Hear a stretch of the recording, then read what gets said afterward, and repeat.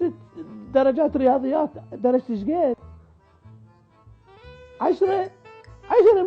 10% حرامات. زين بالعربي ايش قد؟ 20% راد 80. واحد يقولون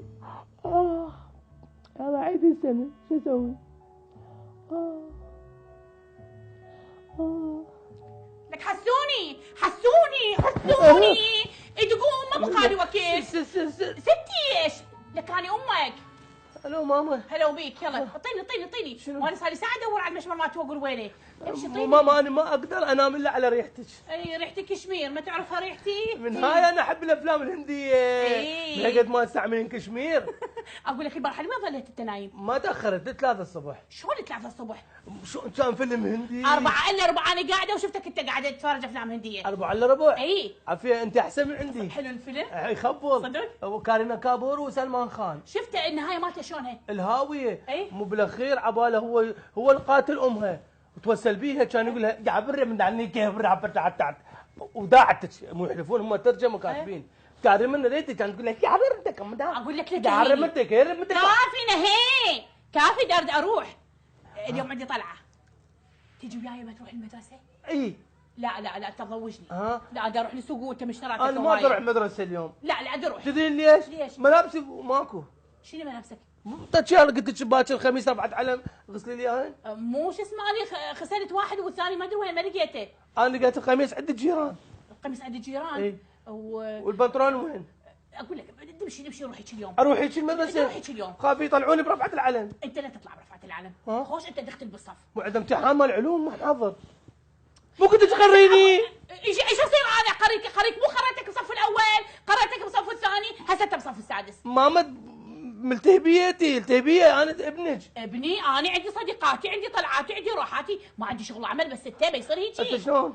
تقوم روح اروح ملابس؟ ايش بيها الملابس؟ خاف ما يقبلون. لا يقبلون بيها ازرق وبيها ابيض وبيها نيل كل زين. ها يلا اروح. يلا نروح. واذا قالوا جيبوا لي امرك ولي امرك؟ اجيبك من العرس؟ لا تجيني ما طلع لهم اي كذبه. اقول لهم ابويا مو هنا عليه امي مريضه. يما كل ما ابي ليش تدبن علي؟ امشي هسه امشي. يلا راح اتاخر. واذا طلعون شلون؟ اقول ادي امشي. يلا في مال الله. يلا باي روح. ماما ما تريقت. بعدين تريق بعدين اعود اغديك. نمشي. ماما ما تعطيني مصرف. هسه نمشي معود بس الفلوس نمشي. ماما ما اريد شيء. يلا روح تاخرت هسه قاعد تنتظرني. اذا النظافه والاناقه هي تمثل شخصيه الطالب. حسوني. نعم ست. هاي انت شنو هذا اللبس مالتك ماما؟ ست حلو. شنو حلو؟ هسه انزع على تريدينه. انت وين جاي ماما وين جاي؟ للحفله. هاي منو ملبسك هيك لبس؟ اني. ليش؟ احب افلام الهنديه. زين والدتك وين؟ ما شافوك من طلعت انت من البيت؟ لا كانوا نايمين. ابني ما يصير. شوف زملائك شلون لابسين الزي مالتهم لازم يا اما يكون رصاصي وابيض يا اما نيلي وابيض يا اما اسود وابيض صح لو لا؟ ست انا هم لابس ازرق. مو هذا انا متاثر باميتاب وهذا شو اسمه هذا شاروخ خان. اي هذا ما تعرفي على بوليود يغني تكت انا بس فد حلو يقع من الجبال تلقي سياره بيب يطلع. حسوني ابني شوف زملائك ايش لابسين. اي ست ما يصير ابني انت جاي مدرسه زين جاي يعني المدرسه نعتبرها الاسره مالتنا البيت مالتنا صح لو لا؟ دائره رسميه نعتبرها. ما انا اضوج احب الالوان تلبسها برا من عندك طلعه من عندك سفره تكون بالبيت رايح على اجدادك رايح على اصدقائك صح لو لا؟ بس هي مكويه مو مين مكويه هاي؟ مو كل ما اروح المكوى القاه معزل. ذاك اليوم لقيته مطفي. شو مطفي؟ ابو المولده ما مشغل له. جيت العصر لقيته نجار بس شلون يسوي لفات كل برتقاله لكبرها. احنا وين بدنا نحكي وانت وين تحكي ابني؟ ستي وياهم تحكي وياي؟ لا طبعا احكي وياك انت. بس صدقيني امشي روح للخياط اذا مفتح حتى ودي له حذاء مشقوق. ابني ممنوع منع بعد تجي بهيك زي فاهم لو لا؟ لو تجي مثل زملائك لو ما تحضر المدرسه. ست مو امي ما تبدل لي. امي تبدل لي امي. ايش بيها امك؟ بلتهي بالتلفزيون. امك بلتهي بالتلفزيون؟ اي ما تباع علي.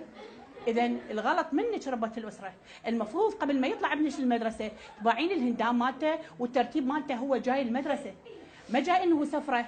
فهذا التقصير كليته من عندك بالاول. زين انا احب الملابس مال المدرسه، بس انا دائما اشمرها وما يدرون بيها وين، ذاك من لقيتها ورا كنت.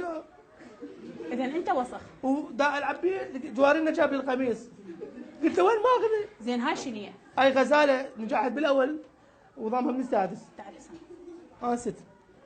اطلع وروح جيب ولي امرك، ما تجي للمدرسه بعد بهيك زي. ما ابوي بدي بالشغل. روح جيبه. يلا يلا يلا يلا يلا. اجيبه هو الموكوي؟ امشي امشي اطلع برا يلا. زين زين امشي. وعنده شغل. إذا مشاهدينا الأعزاء، مثل ما شفتوا هذا المشهد التمثيلي البسيط هذا على بعض الطلبة، يعني مو كل الطلبة، بس هذا تذكير لكل الطلاب المهملين اللي ما يعتنون بمظهرهم الخارجي. أكيد. وعلى العائلة بالبيت ضروري متابعة أطفالهم وملابسهم واحتياجاتهم كذلك دروسهم. يعني الهندام يعكس ثقافة العائلة نفسها، وبالتالي أيضا الطفل راح يكون غير سوي ويا أصدقائه ويكون عرضة للتشهير ويكون عرضة للنقد إنه ملابسه وسخة ومكوية، فهذا ما نحبذه. المدرسة الحلو بيها لبسها موحد. طبعا. هذا اللي أحب أقوله لكل أطفالنا، وأتمنى لهم النجاح والموفقية إن شاء الله. إن شاء الله. ومرت الثانية خلي لك قمصان اثنين، قميص يتوسخ وقميص الثاني تلبسه. قمصان اثنين، بس اثنين خاف ما أجي شلون؟ وتعال ثلاثة.